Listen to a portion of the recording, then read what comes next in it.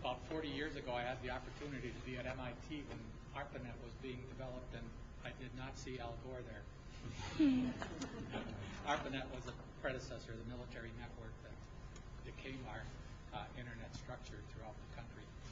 But then I was smart enough, I moved away from telecommunications and data networking, got into business management. That's been more fun. But anyhow, I speak on behalf of the service providers. That's a very specific niche of service providers that are the competitive telephone companies. I've managed North Star Access, which is one of the competitive phone companies up in the northern metro area. We serve Elk River, Princeton, Cambridge, North Branch, and Mora. 9 years ago, when we went into those communities, there were no broadband services available. We launched DSL. At that time, we thought super speed of 1.5 megabits per second. And over time, we've expanded that service up to now we're offering 12 megabits on a DSL basis. And every school, most of the businesses, every hospital, and many of them are our customers, can have Ethernet up to 100 megabits. We're not quite at the gigabit networking.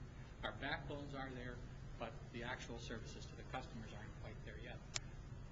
However, in looking at providing broadband services to everybody, even in the footprint that we provide, there is no way that we as a business can invest in the capital that is required to bring fiber to the home, 100 megabits to every home, for instance, because the return on investment and the charges that we would have to charge to get that return on investment does not support the business case.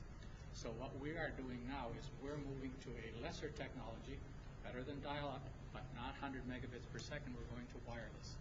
The underserved areas, to fill in the gaps, we're now providing wireless internet services, which are running up to 1.5 megabit. It's not ultra high speed, but it is a step in the right direction.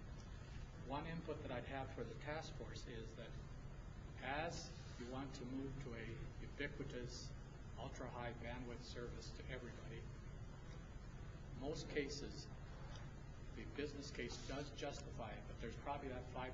When you get into a density of ranches and farms of 1 or 2 customers per square mile, it is very hard to justify the business return. If we're going to serve those, it has to be on a subsidized basis. Now, in setting up a subsidy structure for infrastructure or service delivery, I also would caution, be careful so you do not destroy the very effective private sector that is producing services today.